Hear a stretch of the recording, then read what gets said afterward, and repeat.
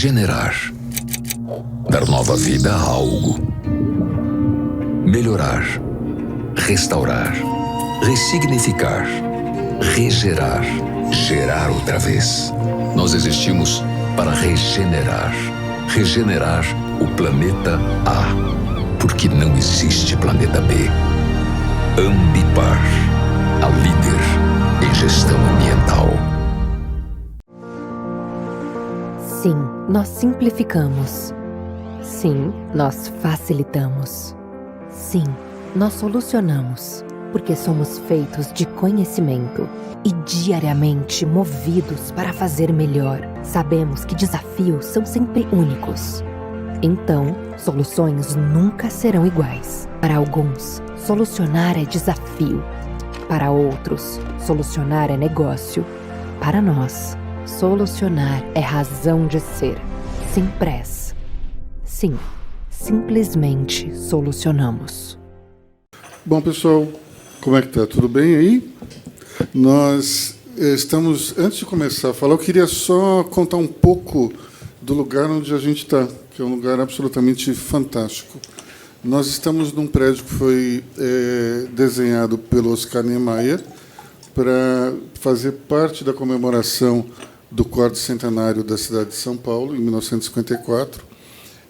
Naquela época, o Ibirapuera ele vinha até o prédio que está ali atrás, que é o Instituto Biológico. Do outro lado, ele ia até onde está o Clube Monte Líbano. Então, o Ibirapuera era muito maior do que o que a gente vê hoje. Não existia essa Avenida 23 de Maio aqui no meio, e isso tudo fazia parte de um grande complexo. O prédio foi construído para ser a sede da Secretaria da Agricultura do Governo de São Paulo, e ele tem uma característica muito interessante, que são traços retos, o que é algo um tanto quanto não muito comum para o Niemeyer. Mas, se a gente olhar o prédio da Bienal, que está ali atrás, e o prédio da ONU, em Nova York, nós vamos ver que são prédios que combinam o traço reto com curvas. Aqui embaixo tem muitas curvas, e para mim, um dos fatores mais interessantes que eu adoro é esse pilar em forma de V, que é absolutamente fantástico. Bom, é um lugar muito especial para um evento especial, e eu queria também falar um pouco de história sobre o Dia Internacional da Mulher, que, afinal de contas, é a data de comemoração de amanhã e é a razão pela qual a gente está aqui. E muita gente diz que existem agendas que são da esquerda, ambientalismo, diversidade, feminismo. Curiosamente, o Dia Internacional da Mulher é uma agenda de esquerda, porque ele começou no dia 19 de fevereiro de 1911, nos Estados Unidos, por iniciativa do Partido Socialista Americano. E depois, as organizações socialistas europeias resolveram comemorar o Dia Internacional da Mulher no dia 8 de março. Por quê? Porque foi no dia 8 de março de 1917 que, na Rússia, durante o processo de tomada de poder do então czar Nicolau II, aliás, as mulheres ganharam o poder de voto no que viria a ser a União Soviética. Então, essa passou a ser uma data comemorada na Europa, que depois, em 1967, organizações feministas americanas também abraçaram a mesma efeméride, e, por fim, em 1975, a ONU resolveu utilizar essa data como um marco da luta pelos direitos da mulher, ou para comemorar justamente o Dia da Mulher. E falando em direitos da mulher, eu acho que seria interessante fazer um comentário, que é o seguinte: aqui no Brasil, nós chamamos de Dia Internacional da Mulher, assim como nos Estados Unidos. Agora, na França, la Journée Internationale de Droit de la Femme. Então, é o Dia Internacional dos Direitos da Mulher. Pode parecer uma questão semântica ou linguística, mas eu acho que é uma diferença sutil que a gente precisa levar em consideração, porque, afinal de contas, é um país que é regido pelos pilares da Revolução Francesa, e um deles é justamente a igualdade de direitos. Então, me parece que é uma bandeira interessante que a gente deveria trazer para o Brasil, começar a falar, não só no sentido de comemorar essa data, como também utilizá-la como um marco de discussão, de argumentação, enfim. Especialmente porque ontem saiu um dado no qual a ONU estima que, mantendo esse ritmo, só vai haver igualdade de gênero em termos salariais e de cargos daqui a 300 anos. É muito tempo, né? 300 anos é algo absolutamente inadmissível. Então, todos nós temos que fazer a nossa parte para tentar mudar tudo isso. E eu acredito muito no poder realizador e empreendedor das mulheres. Quando você olha os dados aqui do Brasil, você vê que mais da metade dos empreendedores são mulheres. Então, esse é um poder fortíssimo. E, como diria Margaret Thatcher, se você quer que alguma coisa seja dita, procure um homem. Se você quer que alguma coisa seja feita, procure uma mulher. Isso acho que representa bem a diferença de gêneros e o que a gente precisa ter aqui no Brasil e no mundo. Bom, eu vou começar aqui com esse primeiro painel, só que eu vou repetir as mesmas perguntas para todas as participantes. E a pergunta é: qual foi o seu maior desafio profissional na sua carreira e qual foi o maior desafio como mulher? Muitas vezes esses desafios vão ser o mesmo, às vezes não. Mas, enfim, como a gente está com o horário meio apertado, eu peço que a gente aqui tente segurar um pouco a nossa vontade de falar, até porque nós temos também os debatedores, vai ter outro painel depois, que eu vou fazer exatamente a mesma pergunta. Mas depois a gente tem um almoço para conversar, para trocar ideias, experiências. Eu acho que vale a pena usar esse gancho para que a gente fale depois. Vamos começando pela Cris Andriotti, então. Bom dia novamente para todas, para quem eu não vi, para os senhores também, que são minoria hoje. Estou achando ótimo. É uma pergunta difícil essa sua, não é assim, simplesmente quando alguém pergunta e você já sabe. Eu acho que eu nunca parei para me questionar sobre esse tema, né? Quando eu me vejo hoje aqui, já uma senhora, uma jovem senhora, né? E eu fico olhando lá para trás quando eu comecei, né? Mulheres normalmente começou ali na minha carreira profissional. Meninos, na minha época, eram office boys e as meninas eram recepcionistas, né? E a gente tinha o currículo, a melhor coisa que tinha que ter no currículo era um curso de datilografia. E a gente tinha que pôr uma madeirinha em cima da máquina e a gente era contratada quem datilografava mais rápido. E aí eu comecei a trabalhar. O meu primeiro emprego foi em 1980, então faz tempo que estou trabalhando. Meu emprego registrada, né? Eu acho que o meu maior desafio profissional era que eu fosse vista. Vai ser esquisito para as pessoas ouvirem, mas que eu fosse vista como um homem. Porque, enquanto eu fosse jovem, e jovem sempre muito bonita, e sempre muito charmosa, sempre eu ia entender que eu estava tendo uma oportunidade. Depois, logo em seguida, eu fui para o mercado financeiro, e quando a gente trabalhava em banco, no final do ano tinha a tal da festa dos regionais, e que as promoções sempre saíam naqueles momentos. Mas era porque era muito comum as mulheres serem assediadas. Era assim que aconteciam as coisas. Então, eu não sei se alguém acompanhou esses momentos, e eu sempre tentei ter uma postura bem dura, e sempre me mostrando o seguinte: eu quero ser reconhecida pelo que eu entrego, por resultados. Eu quero que, se eu conseguir ter um cargo de gestão, de chefia, eu quero compartilhar e quero que as pessoas me vejam como exemplo. Então, eu sempre tentei fazer gestão por exemplos, não por poder. Eu venho de uma família italiana e as famílias italianas, grande parte delas é uma família matriarcal, né? Então, as mulheres são muito fortes na família italiana. E eu fui trazendo esse assunto de família, misturando uma postura mais séria, e aí hoje eu tenho até um apelido de sargentão, né? Porque eu acho que isso incorporou tanto... para a gente conseguir ir entrando em todas as rodas, em todos os momentos. E hoje, graças a Deus, eu estou numa empresa, e em todas as outras que eu passei, que tem um respeito muito grande pelas mulheres, as mulheres na gestão. E não é porque veio o modismo aí agora, porque muita gente fala de ESG, eu sou, mas de verdade não é tudo isso.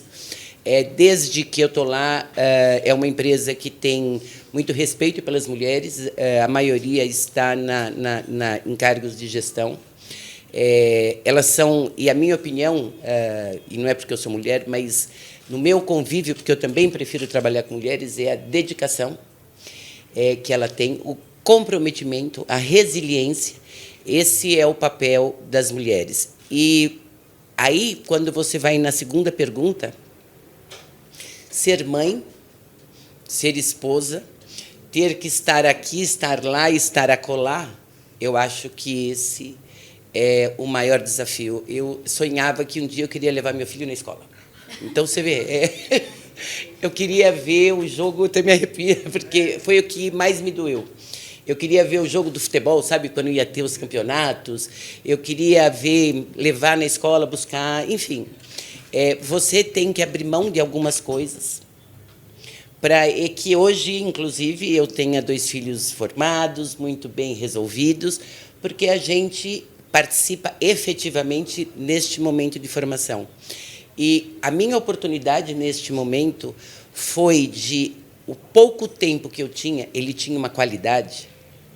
Ele tinha uma qualidade. E isso, mesmo eu não estando todo dia, como todas um monte de mães que eram minhas amigas, mas eu tive uma cumplicidade com eles muito grande. Então, eu tenho, e hoje com meu neto também, né? Enfim. Então, eu acho que o maior desafio profissional foi realmente se posicionar seriamente e não aproveitar de ser mulher, né? E no meu pessoal realmente foi administrar isso com os filhos, marido, casa e tudo mais. É isso aí. Muito bom. Vamos lá, Cila. Oi, bom dia a todas e todos. Obrigada pelo convite, Cris, Aloysio. Bom de participar num painel com a Luísa, que a gente já ganha aula de história, aula de arquitetura. A gente sempre sai aprendendo. Eu adoro vir aqui. Bom, estava aqui refletindo enquanto ouvia a história. Eu acho que o meu maior desafio profissional tem a ver com o fato de eu ser mulher, porque eu entrei num meio muito masculino, que é masculino até hoje, né? Hoje a gente tem, eu trabalho com política, hoje a gente tem, nós somos 52% da população brasileira e somos 17% de deputadas no Congresso Nacional, apesar de todas as políticas afirmativas que a gente tem tido para estimular a ida das mulheres na política. Então, eu comecei antes dela. Acreditem se quiser, eu comecei a trabalhar em 1978, 79. Eu tinha 2 anos de idade, mas isso aconteceu. Não, é verdade, eu comecei a trabalhar muito cedo, como jornalista, de política já de cara, e eu acho que isso me ajudou, porque eu não tinha consciência de que eu estava entrando num meio tão desafiador, que seria tão desafiador para mim como mulher, e ninguém me avisou disso também. Na minha casa, ninguém falou isso, e eu fui. E eu acho que eu só fui perceber toda a dificuldade, os desafios, muito depois, eu diria que até muito mais recentemente. E por que isso? Porque eu acho que a gente só teve consciência do quanto que a gente é discriminada, do quanto que a gente é assediada, ultimamente. A gente não tinha essa consciência antes. Então, como é que eu levava? Ela falou em ser dura. Eu levava na brincadeira. Eu sempre fui ha-ha-ha. Tipo, se alguém que eu estava trabalhando, algum homem, tentava me assediar ou fazer alguma coisa assim, eu dava risada, eu levava para um outro lado. Eu nunca levei para um lado pesado. Acho que isso me protegeu muito. Acho que foi aí alguma inteligência emocional que eu tive para enfrentar aquilo, mas foi desse jeito. Agora, ultimamente, sim, né, de uns anos para cá, eu tenho muita consciência disso, e acho muito importante a gente falar disso. Eu gostei muito que o Aloysio trouxe essa ideia de direitos das mulheres, porque a gente ainda está muito para trás, né? Eu não sei se vocês estão acompanhando o governo atual, né? Todos os governos, quando chega nessa época do ano, divulgam políticas de apoio à mulher, e esse está divulgando, inclusive, a necessidade da gente ganhar a mesma coisa que os homens. E aí tem um debate de, né, a dificuldade que é você ter uma lei ok, mas como é que você faz com que isso aconteça? A gente sabe que, na realidade, isso não acontece, e eu estou falando de todas as áreas, não é só, evidentemente, da política. E por que eu acho importante ter mulheres na política, e por que eu vou usar uma palavra que milito nessa área, porque eu falo muito disso e eu acho importante falar. Porque tem assuntos que só as mulheres sentem na pele e levam como prioridade para o Congresso Nacional. Os homens não têm uma questão de...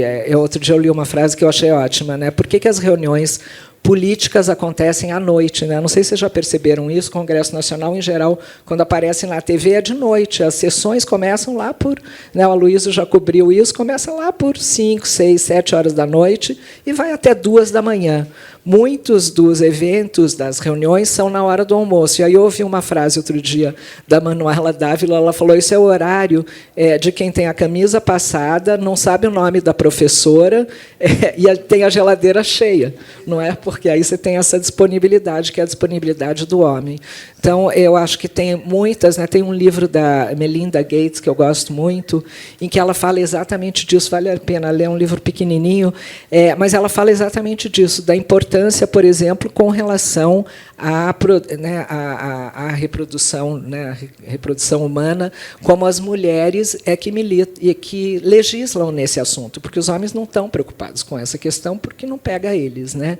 Então, eu acho que a importância de você ter mais mulheres na política não é apenas por ser uma questão, eu diria, de justiça, você ter essa paridade, por nós sermos 52% da população, mas também pela nossa sensibilidade em levar à frente políticas públicas que protejam as mulheres.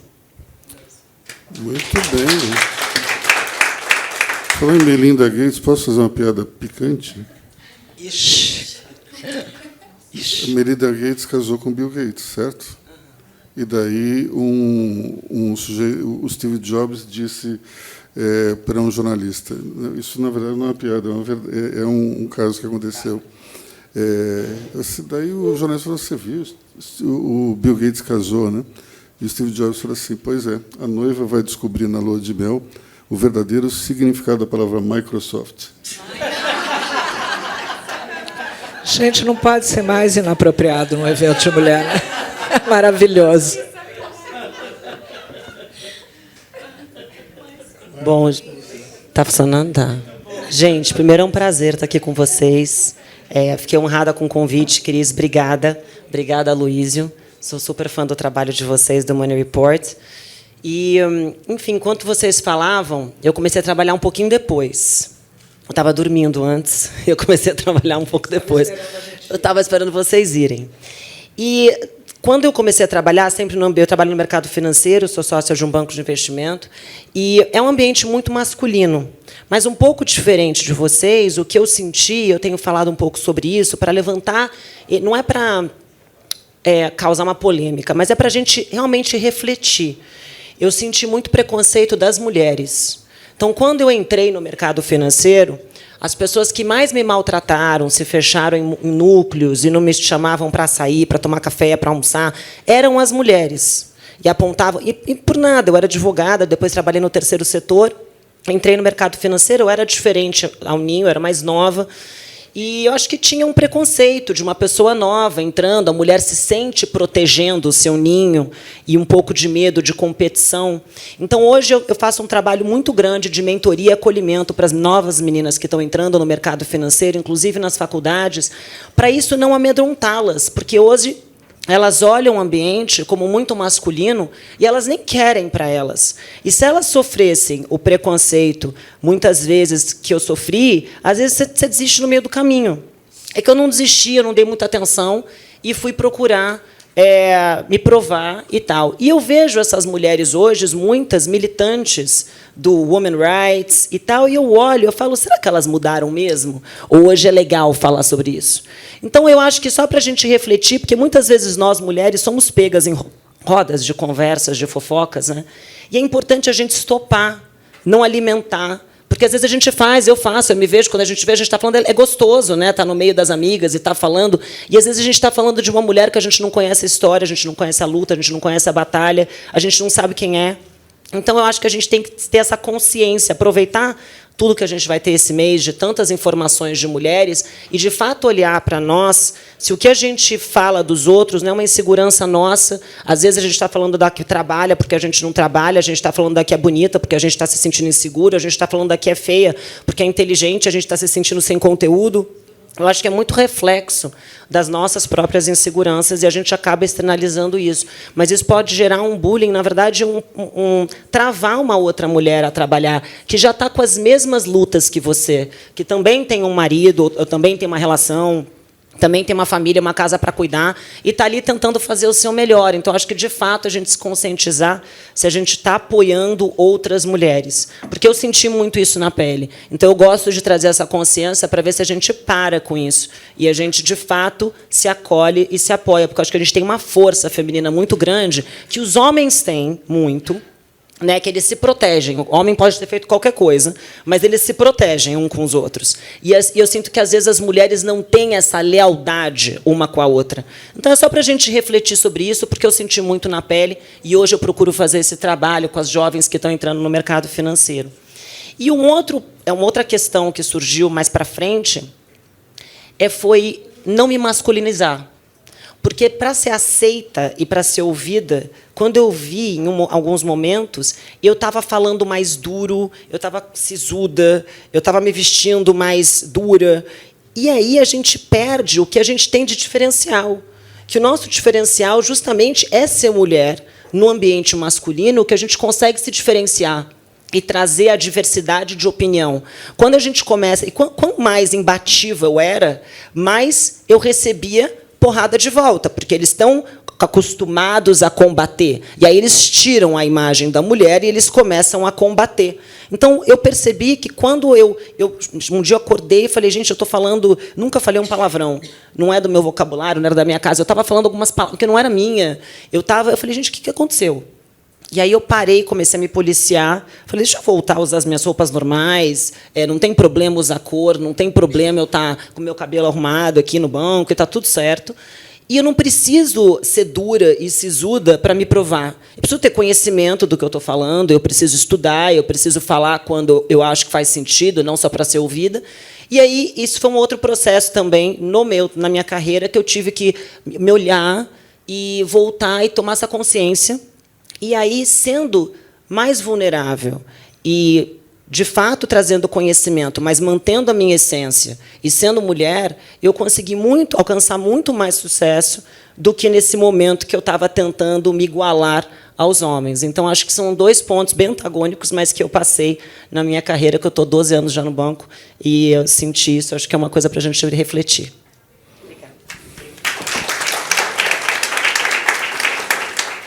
É interessante que a gente tem aqui o sargentão e aqui não quis ser o sargentão. É interessante. São gerações. Eu acho que está muito mais ligado às gerações do que a outra coisa. Você abriu umas portas para ela conseguir. A gente teve que ser mais dura, mais firme em algum momento. Que acho que eu sou uma outra geração de Você foi a geração que teve que pôr o pé na porta. Para a gente começar a aparecer, né? Bom, vamos passar para os debatedores. A Priscila Câmara. Priscila, vamos lá. Muito bacana ouvir a sua trajetória. Entendo, sim, o seu momento. Muito bacana também saber tudo que a Ambipar faz. Eu sou uma fã. Na BASF, a gente também tem um propósito, né, de construir a química para um futuro melhor. Isso é um compromisso, isso é um pilar estratégico, é um diferencial, né, dentro do contexto da indústria química. E a gente trabalha muito forte também o ESG, para que a gente siga o caminho certo e possa estar trazendo para o mundo, para os clientes, para todas nós, essas soluções. Recentemente, a ONU atualizou os números, né, da população mundial em 2050, onde a gente deve estar passando aí os 9,7 bilhões de habitantes. Então, uma demanda crescente, né, que a gente precisa trabalhar. Aí eu queria ouvir de você, nesse contexto, quais são os pontos que a Ambipar está trabalhando, principalmente falando dos pilares sociais, né, e de governança. Compartilha com a gente, por favor. Legal. No pilar social, assim, a gente... primeiro que eu vejo o ISD, eu sempre falo isso, né? Não só como oportunidades para as pessoas, para as empresas, mas também oportunidade de negócios, de você dar mais condições para as outras pessoas. Então, no assunto social, hoje a gente acabou mesclando muito o tema com você ajudar, mas ao mesmo tempo gerando valor para a companhia e gerando dinheiro mesmo, sabe, para nós. Então, hoje, as nossas maiores campanhas dentro do social, elas estão relacionadas às cooperativas de catadores em todo o Brasil. Antes, você via cooperativas, as pessoas sem a mínima condição, sem nenhum tipo de, primeiro, de profissionalismo, sem nenhum tipo de processo, com dinheiro muito pouco, que elas não conseguiam ser remuneradas efetivamente pelo tamanho do seu esforço. Então, hoje, a gente está com... Nós até fizemos uma aquisição bem importante, que chama Vir a Ser, que são duas moças focadas e preparadas efetivamente para preparar essas cooperativas. Toda vez que a gente consegue ajustar as cooperativas, a gente está trazendo cada vez mais mulheres para essas cooperativas, profissionalizando, dando todas essas condições, eu estou ajudando muita gente. Então, esse trabalho ele estava sendo... E a gente está virando essas cooperativas de franquias, eles são todos sócios, com acesso ao Ambipar Bank, então eles têm acesso hoje à conta corrente, têm acesso a empréstimo, têm eles estão dentro de uma constituição que eles conseguem se provar como pessoas com rendas. Então, esse movimento ele está bem forte hoje aqui no estado de São Paulo, e agora, para esse ano, a gente pretende criar mais 400 cooperativas aí espalhadas aí em todo o Brasil. E quando você fala de BASF, quando você fala do químico, do Dow, o que vocês, da Dow Química, da Braskem e tudo mais, vocês estão num processo hoje muito grande de reutilizar, de reciclar, e qual é a melhor forma de eu trazer isso para vocês? Por isso que a gente fala que você vê o social e já traz toda a parte financeira junto, né? Quando eu estruturo todas essas cooperativas e que vocês têm que ter toda a governança, todo o compliance em cima dessas cooperativas, para a gente não começar a misturar as coisas, porque tem um monte de gente que fala, tem cooperativa, você entra ali, você tem um trabalho escravo, sem nenhuma condição. Então, quando eu me uno a vocês, a gente tem uma parceria hoje muito grande com a Dow Química, porque vocês querem deixar de tirar matéria-prima virgem para usar material todo reciclável. Isso em toda a cadeia, em todos os setores da indústria, está todo mundo fazendo isso. seja no vidro, no caco, seja nas indústrias de bebidas, nas garrafas, no plástico, no papel, no papelão, no PET, enfim. Então, a cooperativa hoje ela está sendo a forma que a gente faz o social, que a gente consegue abastecer as indústrias com todo o reciclável. Esse é o trabalho, este ano, o foco da Ambipar está sendo efetivamente nisso. E o segundo, na área ainda do social, é um trabalho voluntariado. A gente tem que medir todo ano o quanto que a gente vai investir no outro ano, né? Então, você tem as nossas verbas hoje para algumas coisas diminuíram, e qual é a forma de eu continuar atendendo as comunidades no entorno das nossas operações? Você tem dentro da tua empresa pessoas, cada uma com um talento diferente. Pode ser uma que conhece muito de Excel, outra conhece muito de inglês, outra que sabe cozinhar muito bem, enfim. Então, a gente propôs para todos os funcionários da companhia fazer um trabalho voluntariado, e a gente vai promover no contraturno ou aos finais de semana, para que a gente ajude e auxilie todas as comunidades ao entorno das nossas operações. Então, esse é o trabalho do social. Em governança, eu acho que a gente está muito bem. Hoje, essa semana aqui, o nosso time está indo, inclusive, para Nova York. A gente está abrindo capital também lá na Response, em Nova York. E para que a gente esteja aqui, com capital aberto aqui, abrindo fora, é porque a gente está realmente com todo o nosso assunto de governança, de compliance, bem em linha aí com o que o mundo está pedindo, não só o Brasil, mas o mundo todo. Então, esse é o nosso trabalho aí desse ano de 2023. Muito bem. Passar a palavra para o André Freire. Bom dia a todas, super prazer estar aqui, obrigado pelo convite. Eu sou sócio de uma consultoria de recrutamento executivo e de trabalho para montagem de conselhos, né? E a gente vem fazendo um trabalho, acho que bastante firme nos últimos anos, para tentar incluir mais mulheres dentro desses ambientes, né? E, obviamente, com toda a dificuldade que a gente tem, os últimos anos têm sido bastante interessantes em termos de resultados. Então, o Aloysio até comentou para a gente falar um pouquinho aí do que a gente tem feito em termos desses resultados, né? Para vocês terem uma ideia, ano passado nós colocamos 220 executivos em posições de C-level. Desses 220, 32% foram mulheres. O mercado, para vocês terem uma ideia, no Brasil, a média é 18% de mulheres dentro do número de colocações em C-level, né? E conselheiros, nós colocamos 75 conselheiros e 40% foram mulheres. Então, assim, como é que a gente faz, né? Como é que esses resultados acabam acontecendo e um pouco do que a gente tem passado? Eu acho que o primeiro passo é a gente entender que existe ainda uma distância muito grande, e a gente tem que fazer um esforço diferenciado do esforço normal quando a gente vai montar uma lista de candidatos e candidatas para os nossos clientes, né? Então, nós nos obrigamos internamente, eu tenho 16 sócios, nós temos 80 pessoas no escritório, nós obrigamos todos na empresa independente do cliente pedir ou não mulheres, a gente coloca mulheres na nossa lista de candidatos finalistas. Se o meu pesquisador não me traz mulheres, ou se o meu sócio não põe mulheres nessa lista, ele é penalizado financeiramente no bônus dele. Então, é fácil, você mexe com o dinheiro, você mexe com o bolso da pessoa, não tem como, né? A pessoa vai achar a mulher que é engenheira química, que vai mudar para o interior de não sei do que, ele vai achar. Vai vir uma lista só de... Exatamente. Então, assim, a gente fez isso, a gente fez um programa que chama Executivas do Amanhã, que está na 7ª edição esse ano. Esse programa a gente faz um trabalho para mostrar para as meninas que estão no último ano de faculdade que elas têm potencial de crescimento e chegar numa cadeira, seja a cadeira que elas querem, né?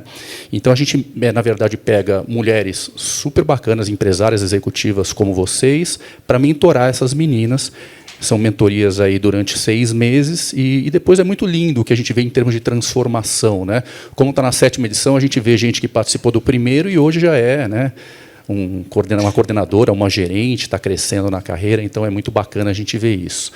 A gente colocou diversidade e inclusão, né? Na verdade, a gente chama de diversidade, equidade e inclusão dentro dos nossos valores, então isso ajuda muito também quando a gente tem isso como um valor corporativo.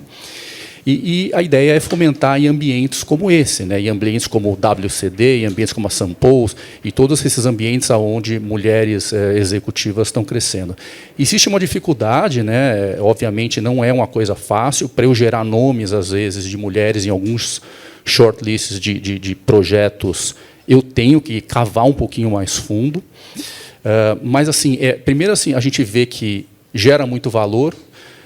Normalmente, né, acho que uma coisa que a Cris comentou, esse negócio do compromisso, né, eu não lembro da última vez que a gente teve que fazer uma reposição em garantia de uma mulher que a gente colocou em alguma posição executiva. E homens, eles são mais... O homem, às vezes, entra numa posição, passa-se 9 meses, 10 meses, ele vai para outra, porque ele quer crescer, ele quer dinheiro, ele quer não sei o quê. As mulheres, a gente percebe que tem esse compromisso, então isso é muito bacana. E o feedback dos próprios clientes que retornam para a gente, né? Então, a gente tem um feedback muito positivo. Então, o trabalho que a gente tem que fazer agora é muito mais tentar participar de grupos como esse e ter esse apoio de vocês, né? Vocês são líderes, vocês são mulheres super empoderadas, que podem nos ajudar no sentido de, olha, fale com essa pessoa, são pessoas que têm interesse em conselho, ou se vocês mesmos, alguém aqui do grupo, tem interesse em conselho, nós hoje estamos montando 3 conselhos, tá? Uma empresa de capital aberto, 2 empresas de capital fechado. A gente apoiou o IPO de algumas empresas que abriram capital, onde a gente colocou praticamente mulheres no conselho. A Vivara foi um caso, o Grupo Soma foi outro caso. Então, a gente está super ativo em montar esses conselhos e colocar mulheres. E aí, por último, a gente tem hoje uma requisição do meu cliente, né?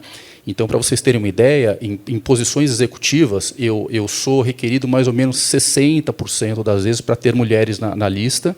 Em posições de conselho, 100%. Eu não tenho nenhuma posição de conselho onde eu não fui obrigado, entre aspas, a ter mulheres dentro das nossas listas aí.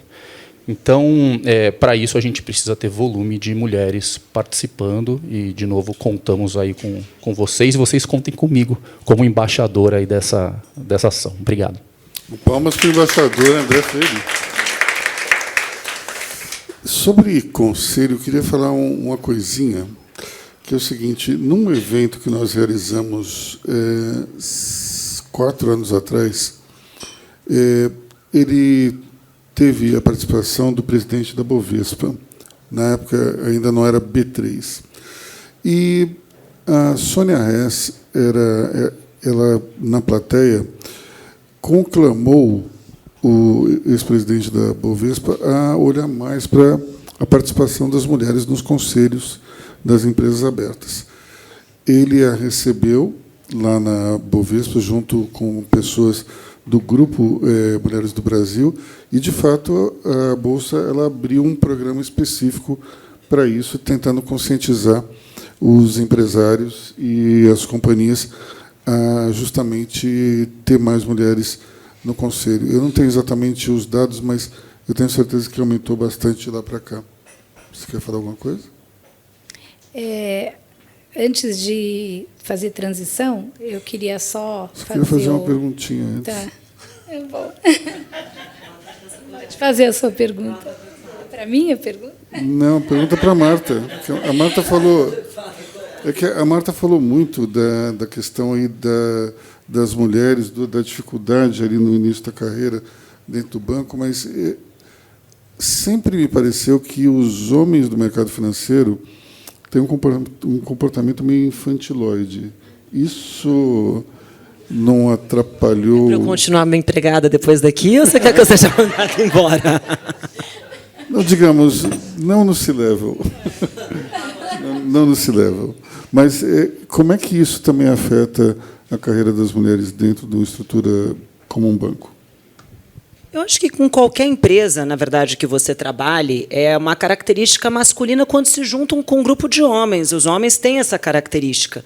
E eu acho que no ambiente de trabalho não é diferente, porque você se torna amigo dos seus colegas e chega uma hora que você tem esse comportamento. Eu acho que como você age, quando você age com o seu grupo de amigos, de uma forma natural. Eu sou mais igual a Sila, eu tento agir de uma forma leve. Obviamente que, muitas vezes, eu tenho que me posicionar também um pouco mais dura, igual a Cris falou, mas eu sinto que eu prefiro tentar ver leve, que não é sobre mim. O problema não está comigo. né? Eu acho que se você está trabalhando direito, você tem buscado conhecimento, você busca suas conexões, você busca crescer no seu trabalho, o problema é sobre a pessoa. Então, eu tento sair desse tipo de discussão que envolve o infantiloide, que você brincou, mas, enfim, e fazer meu trabalho. E eu acho que eu nunca tive problema quando eu agi dessa forma. Para fechar aqui o painel, Cris, você enxerga nas novas gerações de executivas alguns sargentões também? Não é primeiro sargento como eu. Mudou muito. Eu acho que você tem razão em algumas coisas, em outras eu não concordo muito. Ainda a gente acaba convivendo em várias empresas com muitas mulheres e no mercado financeiro em especial. O mercado financeiro, para mim, a gente acaba convivendo muito também com o mercado financeiro, porque investidores que vão, eu acho que ainda continua um mercado de homens. Em alguns momentos, se você vai num evento que você tem aí uma conferência de bancos, 95% são homens e 5% são mulheres, e ainda eu tenho uma percepção, isso é uma percepção minha, tá? Vendo de fora, não eu estando no mercado financeiro, vendo de fora, que ainda é um dos mercados que as mulheres ainda continuam sendo mais assediadas. Essa é minha percepção. Eu acho que a indústria ela já mudou mais, muito mais do que... Cris, mas sabia que eu tinha essa percepção também, mas eu converso com amigas minhas que estão em escritório de advocacia e que sentem super assediadas em escritório de advocacias. Depois tem amigas minhas médicas que falam que no ambiente de hospital também acontece a mesma coisa. Eu acho que quando é mais fácil, às vezes, a gente olhar o outro ambiente, a gente tem essa percepção. Mas eu escuto em todos. Não, assim, óbvio, eu não estou dizendo que é exclusivo, né? Eu estou dizendo que é onde eu tenho uma percepção maior. É diferente, não, é óbvio. Mas eu concordo com você quando você diz que as mulheres elas estão conseguindo, isso que me deixa muito orgulhosa, ter um posicionamento diferente sem perder a sua feminilidade. É esse momento que nós precisávamos chegar. É você conseguir ser você, ser uma mulher, ser bonita, ter um vestido lindo e você não ser assediada por causa disso. Porque antes a gente queria meio que se fechar para a gola olímpica, sabe, usar a calça comprida, meio corte, sempre terninho, né? Não era assim que a gente andava? Sempre de terninho, sempre com cara de não sei o quê. E hoje, você vai em qualquer lugar, as mulheres estão lindas, olha como todo mundo está linda, todo mundo muito feminina, porque nós alcançamos, mas teve um esforço para chegar aí. Então, esse esforço, por isso que eu acho que as novas gerações, elas cada vez mais vão estar bonitas. Quando vocês, eu não sei daqui quem vai estar na sexta-feira em Nova Odessa, quando vocês verem as jovens que a gente tem lá, elas estão de saia curta, estão com decote maior, estão com cabelo cada um de um jeito, e com muitos homens que a gente também tem lá, a grande maioria mulheres, mas muitos homens, mas elas conseguiram encontrar um ponto de equilíbrio que eles sentam juntos, e não tem nenhuma desse tipo de abordagem, e quando elas querem, quando não querem é só falar não e pronto. Essa é a juventude e eu estou vibrando por causa disso, sabe? Muito bom. Cris. Bom, para minha participação, encerrando esse painel, eu queria compartilhar com vocês o meu maior desafio na minha carreira foi o momento em que eu tomei a decisão de empreender. Eu decidi isso no momento em que eu estava bem profissionalmente, trabalhava num lugar e numa posição que, no meu setor, era, naquele momento, o melhor lugar para eu estar. E eu tomei essa decisão no momento em que eu estava muito bem. Então, não foi uma decisão que veio condicionada a algum fato. E eu decidi, naquele momento, que já tinha dado o meu tempo como executiva e eu queria empreender.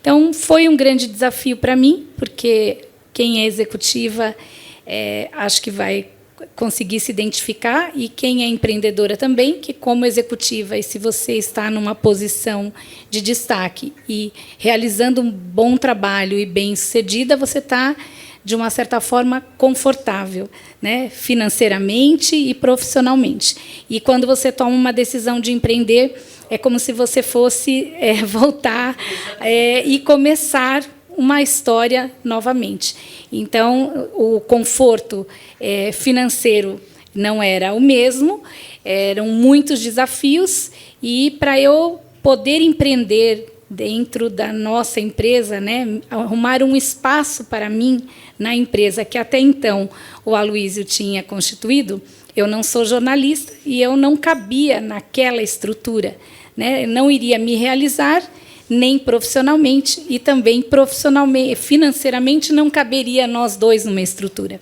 Então eu fui para desenvolver e implantar uma área de negócios nova na empresa que me coubesse, e comecei realmente do zero, e as minhas primeiras reuniões eu chegava com um projeto que estava nascendo, e fiquei muito feliz com a reciprocidade das empresas que me apoiaram e que, na verdade, eram meus clientes da minha vida toda, não só do lugar que era o minha última estada como executiva, mas de uma carreira toda. Então, assim, se eu pudesse dar um conselho ou compartilhar com as pessoas que estão começando agora, pense sempre que o que você está realizando numa companhia é muito mais para você do que para a empresa. Porque o que você está realizando lá é um ativo seu que vai ser levado para o resto da vida, esteja onde você estiver. Então, a reputação que você constrói e o que você deixa é muito maior do que o crachá corporativo. Então, eu consegui fazer essa transição profissional, eu diria que, na medida do possível, suave, né? E a gente continua num momento ainda de crescer e de atingir objetivos e metas que a gente se propõe. Algumas são metas em comum da empresa, outras mais individuais minhas, mas, basicamente, aquilo que você constrói é para você. Então, cada coisa e cada momento difícil que eu eventualmente tive como executiva, e até algumas coisas que falo que num trabalho, por mais apaixonada que você seja, tem coisas que você adora fazer, outras nem tanto. E aquelas que eu não gostava tanto, na verdade, quando eu fui empreender, eu vi que foram as mais importantes para mim, que se eu não tivesse feito aquilo tudo que eu não gostava tanto, talvez tivesse sido mais difícil a jornada empreendedora. Então, esse é meu desafio.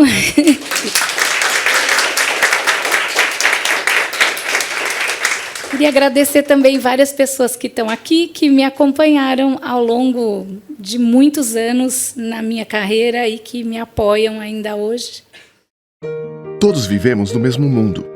Temos as mesmas esperanças e sonhos. Você sonha com um futuro que respeite o meio ambiente. Nós projetamos baterias de carros elétricos que duram mais. Criamos tecnologias catalíticas que ajudam a limpar o ar. E descobrimos maneiras de ajudar as cidades a usar menos energia. Continue a sonhar. Nós continuaremos a inovar. Por isso, somos otimistas com relação ao futuro. BASF, We Create Chemistry.